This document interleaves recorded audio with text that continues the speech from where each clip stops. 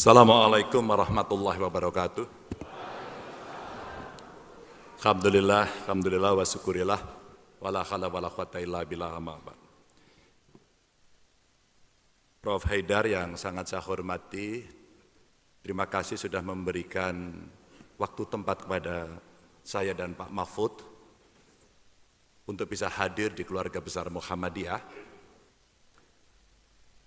menyampaikan gagasan.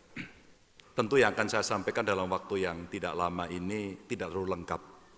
Maka Bapak Ibu, kawan-kawan, juga para mahasiswa boleh mendownload visi misi Ganjar Mahfud yang ada di KPU. Silahkan. Dan itu cukup detail. Namun ada pertanyaan dari publik, Prof. Haidar. Mas Ganjar ini kok belum masuk? Masukkan saja. Karena proses ini masih panjang dan ini kita sebut sebagai living visi misi. Sebenarnya visi kita sudah ada di konstitusi kok. Hingga sebenarnya pasangan capres-cawapres itu misinya saja. Dalam periode yang sangat pendek 5 tahun apa sebenarnya yang bisa dikerjakan. Dan tentu dalam waktu yang bagus di majelis ini saya dan Pak Mahfud akan berdiskusi tentu dengan para panelis yang lumayan sangar. Karena Prof. Muti tadi menjampaikan ini selected betul, pengalamannya banyak, kapasitas intelektualnya tinggi, mesti sangar ini kira-kira gitu. Dan tentu saja, karena ini forum harus serius ini, mesti kita agak berdebar-debar menyiapkan ini. Mana yang harus saya seleksi? Ada Pak Tafsir, Pak ini spesial Pak. Kalau Pak Tafsir saya sapa khusus ini Pak. Ini hampir 10 tahun saya ngaji sama beliau, diajari banyak hal. Dan Bapak Ibu yang sangat saya hormati, semua yang sangat saya sayangi. Saya mengambil judul ini tentu atas dasar komunikasi kami dengan panitia, bagaimana ikhtiar kita untuk membangun Indonesia unggul. Kalau pembangunan selama ini sudah berjalan dengan bagus, maka mesti ada nilai untuk bisa unggul. Dan kesepakatan yang ada, kami menyampaikan terima kasih pada Muhammadiyah. Negara Pancasila sebagai nilai kebangsaan umat Islam. Maka kalau bicara Darul Ahdi wa al-Syahadah, inilah keputusan besar dari Muktamar ke-47 tanggal 3-7 Agustus kalau tidak salah yang ada di Makassar. Kita sudah bulat. Prinsip nilai-nilai itu ada, dan tadi disampaikan bagaimana kita punya hikmah dalam kebijaksanaan untuk mengambil sebuah keputusan besar dalam demokrasi perwakilan kita. Tentu bahasa Prof. Haidar yang sangat saya suka tadi adalah bagaimana kita mendengarkan lebih banyak, mengumpulkan lebih banyak, dan mengambil yang paling baik dengan risiko yang paling kecil. Kira-kira begitu. Maka forum ini menjadi forum dialog capres-cawapres yang betul-betul berkemajuan, punya progresivitas, dan punya nilai yang lebih baik. Dan tentu saja sumbangan pemikiran inilah yang coba kita sampaikan bagaimana negara hadir dengan dasar Pancasila, dan ini menjadi konsensus nasional. Ada syahadah gitu, mesti disepakati, dijanjikan, dan kita mesti bersalaman. Maka tidak ada lagi yang berbicara soal ini karena tantangan yang di luar. Tadi terjadi disrupsi, terjadi perubahan yang turbulence, dan kemudian degradasi dan sebagainya. Maka setiap negara akan memposisikan dirinya dalam perubahan yang sangat dahsyat ini. Lanjut. Maka Bapak Ibu, kami ingin bercerita pada beberapa hal.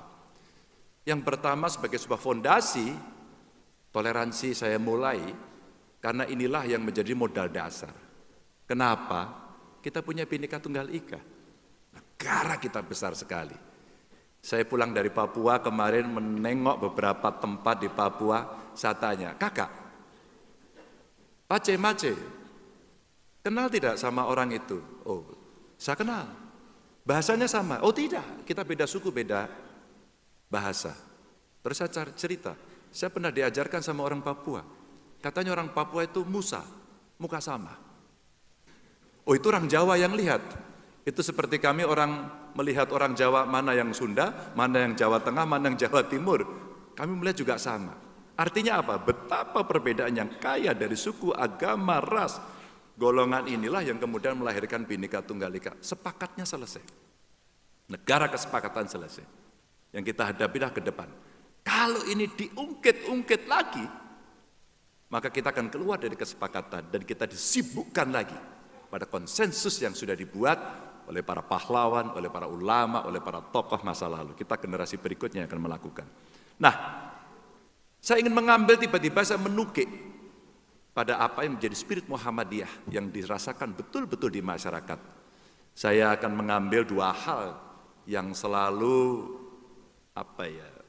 masyarakat merasakan dengan hadirnya Muhammadiyah. Satu, pendidikan, dan dua, kesehatan. Dua hal yang hari ini begitu penting untuk bangsa ini bisa melakukan lambungan yang tinggi. Nanti kita akan bicara soal bagaimana menanggulangi kemiskinan.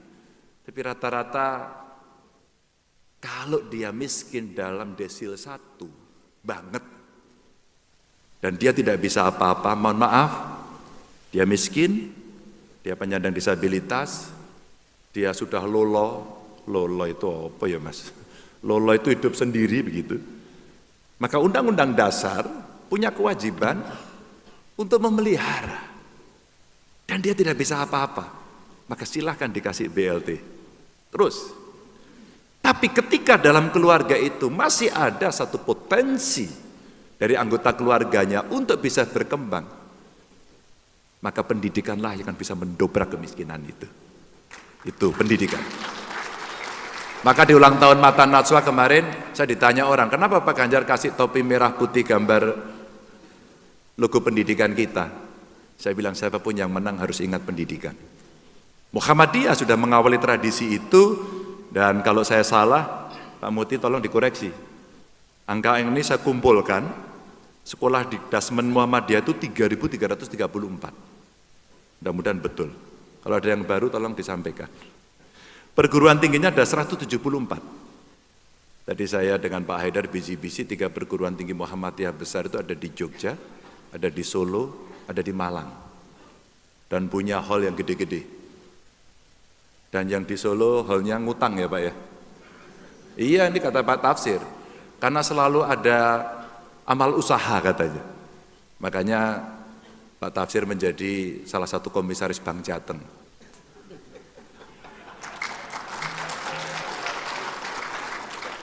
Nggak usah tepuk tangan, nggak ada sepeda.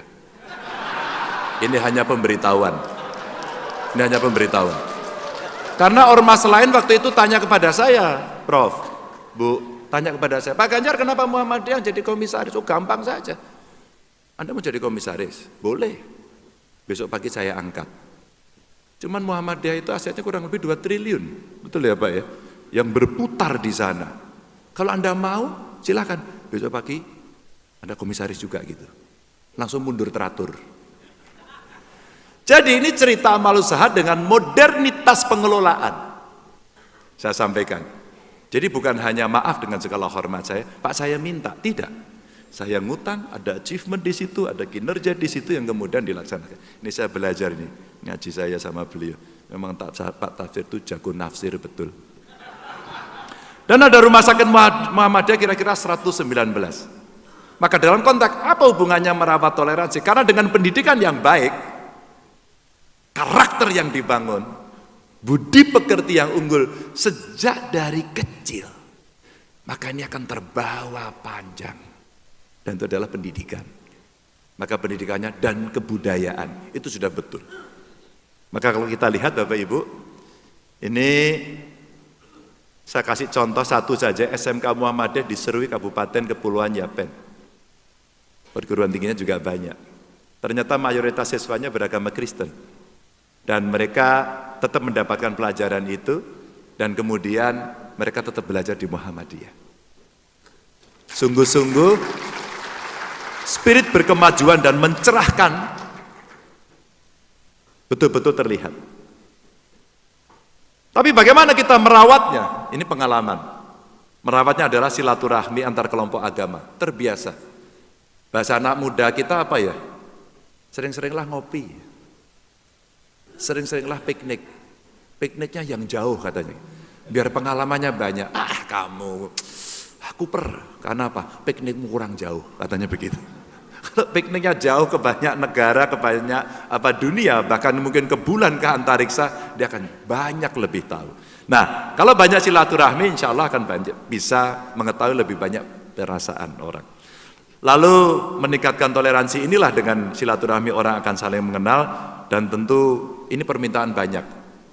Guru agama untuk tiap agama selalu ada. Maka tidak ada yang merasa didinai, ditinggalkan. Maka cerita no one left behind dalam setiap kita membangun perencanaan pembangunan, ya representasinya harus bisa hadir.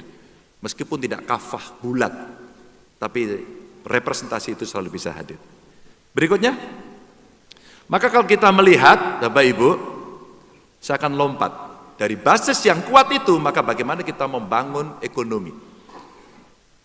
Tadi ada dikatakan ekonomi hijau, ekonomi biru, ekonomi bersih. Tentu pada ruang-ruang diskusi yang lain kami pernah sampaikan.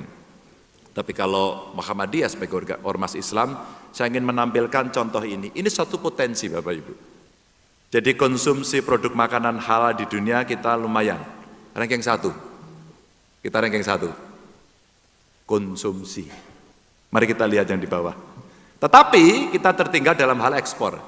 Hanya 3% dari pasar global. Tetapi lagi ekspor pangan halal masih dipimpin oleh Brazil. Kalau kita melihat tanda ini, apa kemudian yang kita lihat? Ini potensi. Potensi kita menyerap tenaga kerja, ekonomi. Potensi kita menggali lebih banyak lagi dan memberikan peran lebih banyak pada anak-anak kita, keluarga kita, saudara kita. Tuan rumah. Kalau Bung Karno bilang ya berdikari dalam bidang ekonomi dan kemudian mengambil sisi ini dengan potensial market terbesar, dengan agama terbesar yang ada di sini, maka ini sebenarnya menjadi ruang ekonomi untuk bisa tumbuh. Dan kalau kita lihat, maka Indonesia sebagai pusat ekonomi syariah, mungkin nggak ya? Pertanyaan itu. Maka cita-cita kita akan bisa kita dorong. Kita akan dorong dengan market yang cukup besar. Dan kemudian pertanyaan dari UMKM yang muncul, Pak Ganjar, tapi kan tidak mudah kita mendapatkan seluruh syarat itu. Ya dimudahkan. Itulah kemudian komitmen. Maka muncul pertanyaan, kenapa ya soal urusan selalu sulit? Kenapa ya soal urusan mesti dipersulit? Kenapa nggak bisa mudah? Karena kita tidak pernah menghargai aturan, kita tidak pernah memastikan hukum berjalan dengan baik. Maka kemudian tadi tarik sana, tarik sini, dipas-paskan, dipaksakan, yang kemudian tidak merepresentasikan seluruh kepentingan masyarakat. Padahal mempermudah sertifikat halal itu tidak terlalu sulit. Tidak terlalu sulit. Saya kira kalau saya menyampaikan, itu hanya cukup dikontrol oleh pimpinan tertinggi dan diperintahkan untuk berjalan, atau kamu yang saya ganti. Kira-kira gitu. Lanjut. Maka, ini cerita isu berikutnya yang seringkali muncul. Mungkin di Muhammadiyah juga menampung isu ini. Saya melihat ini dari sisi potensi spiritualitas dan bagaimana umat Islam menjalankan rukun Islam. Tapi sisi yang lain, Ibu Bapak, lagi-lagi saya kaitkan dengan potensi ekonomi yang bisa dimunculkan dari kegiatan ini saja. Mari kita lihat. Kemenak mengubah usulan biaya haji hari ini 94,3 juta.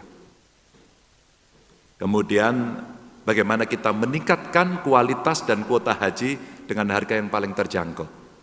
Kami bicara dengan para ekonom. Kami bicara bagaimana ekonomi yang gedenya minta ampun, yang masyarakat kita tidak hanya berangkat haji, tapi mereka juga umroh. Bahkan mereka ngutang bank. Ada yang juga menjual asetnya dengan segala cara mereka inginkan. Kenapa kita tidak melakukan kontrak jangka panjang untuk maskapai haji dari awal? Kita pasti akan mendapatkan harga yang paling kompetitif. Kenapa kita tidak membuat wisma haji umrah Indonesia di Mekah dan Madinah? Kenapa? Uang itu akan kembali. Teman saya pelaku pariwisata menyampaikan begini. Tiongkok itu membuat aplikasi fintech. Kemudian dia promosi pariwisata. Pariwisata kemana? Ke Bali Bapak Ibu. Ketika mereka pergi ke Bali, yang menarik, kamu nanti kalau pengen ke Bali, toko yang harus kamu kunjungi ini. 1, 2, 3, listnya ada. Pada saat itu kemudian ditunjukkan oleh dia, di situ ada fintech yang kamu bisa pakai. Fintechnya dari Tiongkok. Yang menarik, barang-barang yang boleh dibeli di situ pun disampaikan. Kamu bisa belanja ini, itu, dan nanti dikirim secara online. Yang saya kaget ketika itu adalah ditunjukkan kepada saya, Pak Ganjar, tebak, kira-kira produk apa yang paling diminati oleh turis Tiongkok? Saya pikir rajutan. Saya pikir baju di Bali, saya pikir ukiran. Yang saya kaget ternyata nomor 1 kasur latex. Kenapa? Ternyata barangnya ada di Tiongkok, didiskon besar-besaran, ditaruh di tempat wisata, dan dibeli oleh mereka sendiri, menggunakan fintech mereka sendiri, dan dikirim dari tetangganya sana ke tetangganya sana tanpa harus masuk ke Indonesia. Dan duitnya kembali ke sana. Bapak Ibu, ini sebuah kecanggihan ekonomi dengan sistem yang dibangun, dengan fasilitas digitalisasi dan IT yang mendekati sempurna, dan kemudian dia bisa memainkan dan uang itu kembali ke tempatnya. Bapak Ibu, ini tantangan. Maka kalau kita bisa membuat wisma haji, umroh, berapa orang yang akan menginap di situ, dan itu menjadi PNBP kita kalau negara yang memiliki. Kalau swasta yang memiliki, maka itu orang Indonesia yang kira-kira akan membelanjakan. Juga kita bisa melakukan pengambilan sisa kuota dari negara lain, ini hanya butuh lobby saja. Dan perbaikan manajemen kuota daerah. Inilah angka-angka yang sebenarnya ada dari beberapa isu Bapak Ibu yang hari ini menjadi perhatian kita bersama, dan saya coba ambil dari sisi ekonominya. Berikutnya, ini tadi yang diminta antara lain adalah soal HAM. Nah, HAM itu banyak aspek. Saya ingin mengambil aspek beberapa yang seringkali tidak dibicarakan. Contoh hak warga negara di negara yang sering mengalami bencana. Apa hak mereka? Maka saya sampaikan di sini, kita ada hitung-hitungannya Bapak Ibu, rata-rata nilai kerugian ekonomi langsung itu ketika terjadi bencana gede banget, sampai 22,85 triliun. Saya tampilkan angka-angka karena tim saya minta untuk menghitung. Sehingga apa yang coba kami sampaikan ini ada sesuatu di belakangnya, kerjaan-kerjaan teknokrasi sebenarnya. Dan yang menarik, bagaimana kita mengurangi itu, selalu mencegah. Bagaimana pencegahan adalah pendidikan dan regulasi tangguh bencana. Regulasi sudah ada, pelatihannya kurang banyak. Pak Haidar terima kasih. Kami sering sekali dibantu oleh MDMC. Dalam sebuah tindakan-tindakan respon cepat, kami sering berkomunikasi.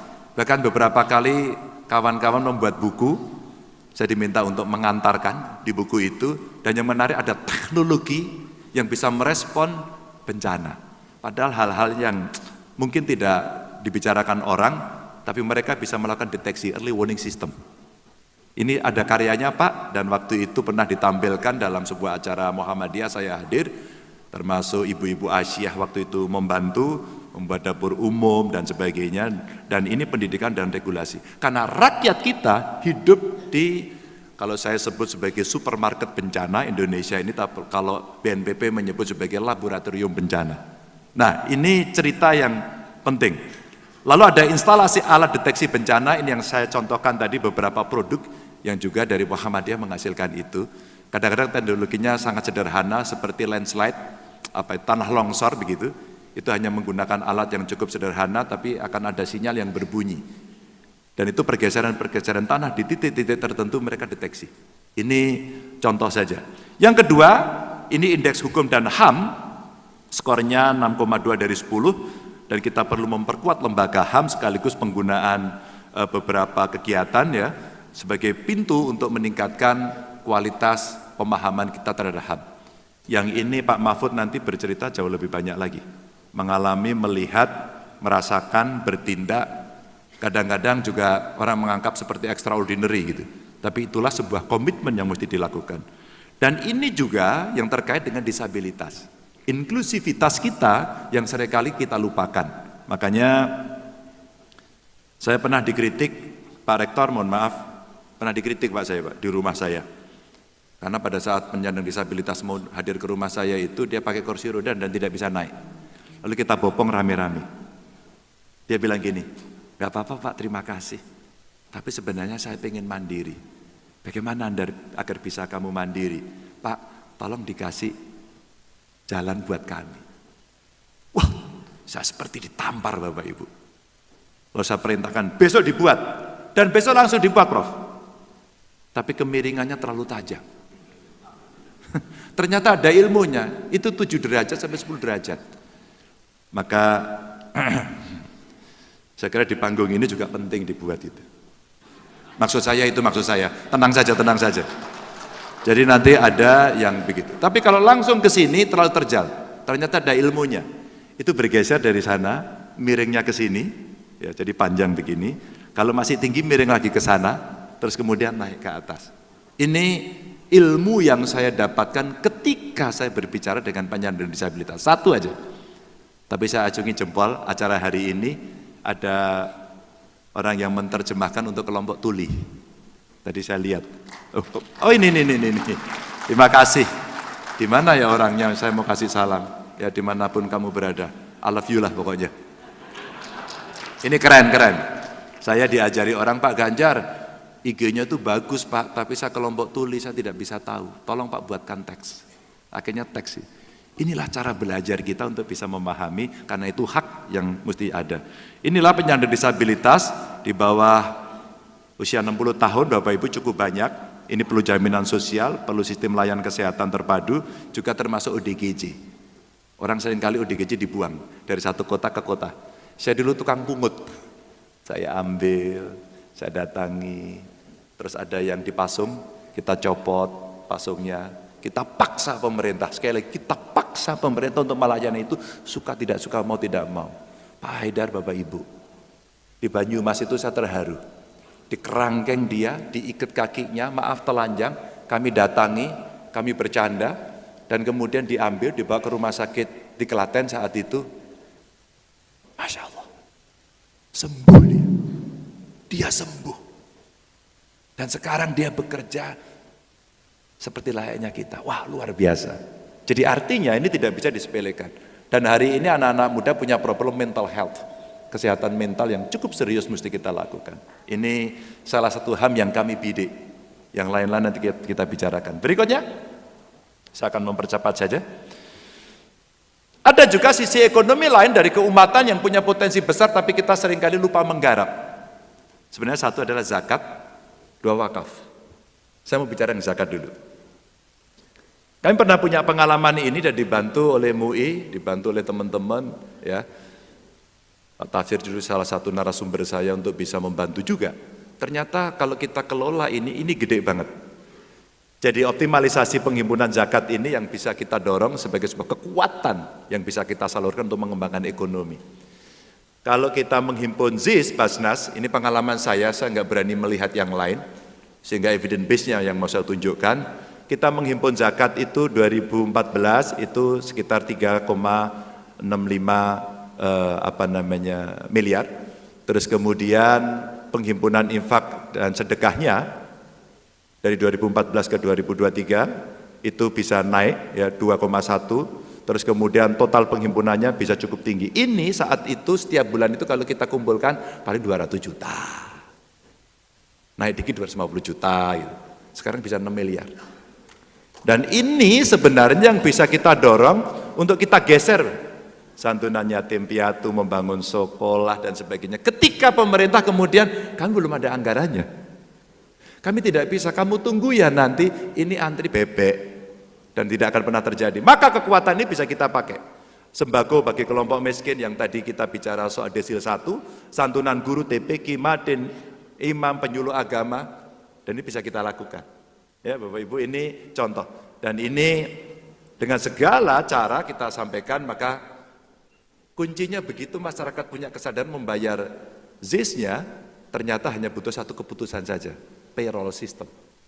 Payroll system inilah yang kemudian untuk ASN bisa didorong, tapi masyarakat kemudian kita ajak untuk mau terlibat. Bapak Ibu, ini potensi yang cukup besar yang bisa kita lakukan. Dan secara ekonomi ternyata bisa mengembangkan. Dan hari ini pengembangannya Basnas punya Basnas reaksi cepat untuk bencana. Mereka punya unit ekonomi, mereka punya pelatihan, mereka bisa membantu akses permodalan yang semuanya produktif.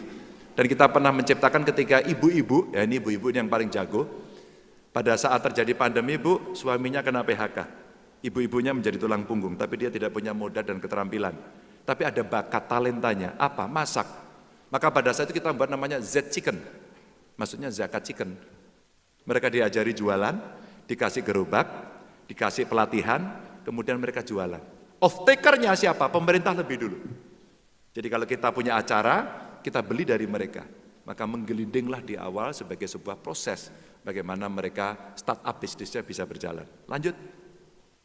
Bapak Ibu yang sangat saya hormati, berikutnya adalah terkait kalau kita mau bicara politik gagasan, maka yang mesti kita sampaikan, yuk kita kembali pada nilai kebersamaan kita, nilai Bhinneka Tunggal Ika kita. Maka hilangkan identitas yang terlalu dominan, politik kelompok, black campaign, politik separatis, karena ini yang kemudian kita harapkan sebagai bentuk nilai persatuan Indonesia. Ada nilai kemanusiaannya juga di sana. Kadang-kadang kalau sudah marah serangannya kepada pribadi. Tapi itulah realitas hari ini di mana dalam proses demokratisasi kita butuh dewasa. Perlu moral di dalamnya, perlu etik di dalamnya. Maka kalaulah kemudian dalam proses demokratisasi ini mengarah tidak makin liberal, tapi makin bisa merasakan bagaimana nilai persatuan juga penting, maka rasa-rasanya semua harus menjadi agen untuk itu. Speak up ketika terjadi penyelewengan dan seterusnya. Dan kita melihat 11.642 konten informasi hoax teridentifikasi di Indonesia. 14,7% merupakan konten hoax tentang keagamaan dan biasanya muncul di era-era yang penuh dengan kontestasi seperti ini. Lanjut. Maka Bapak Ibu, sebelum bosan saya harus segera mengakhiri ini. Bapak Ibu ini diam itu serius melihat bosan atau ngantuk? Oke, maka cerita No One Left Behind saya teruskan kalau begitu. Di Muhammadiyah ini saya ingin lebih banyak mendengar dari panelis, dari warga ya, bagaimana kita bisa merangkul semua untuk terlibat. Maka mulai dari permasalahan oligarki politik tadi disampaikan, maka keputusan bisa diambil dengan pesanan-pesanan, yuk speak up yuk. Mumpung demokrasinya terbuka seperti, ayo seluruh kelompok bicara. Muhammadiyah sebagai kekuatan besar tentu layak dan wajib didengarkan. Karena di dalamnya ada para intelektual-intelektual yang memahami betul dari masing-masing keilmuan yang ada. Kalau dulu orang sulit mengirimkan kritik dan saran dan aspirasi tidak bisa didengar, maka digitalisasi menjadi penting dan alat kecil ini bisa membantu. Saya sebut sebagai perlu adanya super apps, dari government super apps. Government super apps ini bisa kalau boleh disebut lapor press. Sebenarnya sekarang ada aplikasi namanya Lapor. Kalau aplikasi Lapor itu connected semuanya sampai ke bawah ini bisa jalan. Saya punya pengalaman, saya punya namanya Lapor Group. Terus kita koneksikan dengan aplikasi Lapor di Istana. Dan kami yang pertama waktu itu. Untuk apa? Untuk berbagi. Mana yang masalah pusat Anda selesaikan, masalah provinsi kami selesaikan, masalah di bawah kami yang memanage. Apakah itu di kabupaten kota ataukah itu di desa. Ini government super apps sebagai bentuk digitalisasi bisa jalan. Dan inklusif untuk semua kalangan. Afirmasinya adalah kelompok perempuan, anak-anak, lansia, dan disabilitas. Ini yang harus mendapatkan perhatian. Sehingga ketika kita menyusun sebuah keputusan, menyusun sebuah kebijakan untuk mengambil keputusan, maka sebenarnya mereka inilah yang harus didengar pertama. Ini yang harus didengar pertama. Maka Mas Mukti tolong nanti pertanyaan pertamanya sudah dari perempuan dulu. Ya.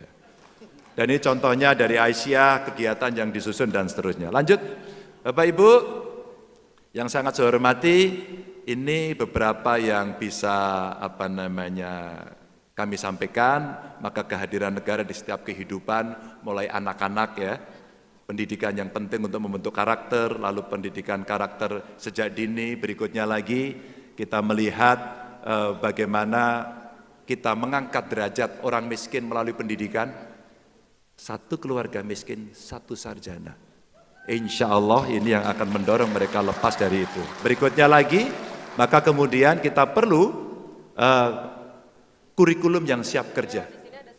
Ini sebenarnya kita mau pakai ekonomi hijau, itu butuh lapangan kerja. Digitalisasi 1.300 triliun investasi yang kita butuhkan, itu menciptakan lapangan kerja. Ya enggak? Butuh ekonomi kreatif, termasuk anak-anak muda. Semuanya didesain dalam kerangka bagaimana mengunggulkan ekonomi kita agar mereka terlibat setiap tahap ke tahap. Terakhir ini angka harapan hidup. Insya Allah kalau jaminan itu ada, angka harapan hidup akan tinggi. Terakhir lanjut. Maka Bapak Ibu, tugas kita adalah fastabiqul khairat. Untuk kita bisa berlomba-lomba, maka istilah kami gaspol. Gaspol itu kita dorong, kita punya anggaran yang berlipat ganda, maka tidak boleh ada korupsi, pajaknya dipermudah. Kita mesti S-nya sikat KKN, karena ini yang menjadi penyakit di Republik ini. Ya. Dan polnya kita memulai birokrasi yang melayani, yang analitis, bukan sekedar administratif. Dan itu butuh regulasi. Kalau regulasinya sudah baik, sistem kelembagaan. Kalau sistem kelembagaannya sudah baik, maka kita butuh aktor baik. Mudah-mudahan aktor-aktor baik itu ada di sini. Biarlah nanti bisa bergabung dengan kami. Wassalamualaikum warahmatullahi wabarakatuh. Waalaikumsalam warahmatullahi wabarakatuh. Terima kasih Pak Ganjar, luar biasa, tepat waktu. Dan saya langsung saja pada para panelis kita yang sepertinya sudah tidak sabar menunggu. Kita mulai dari mana dulu ya? Dari Pak Rektor lah sebagai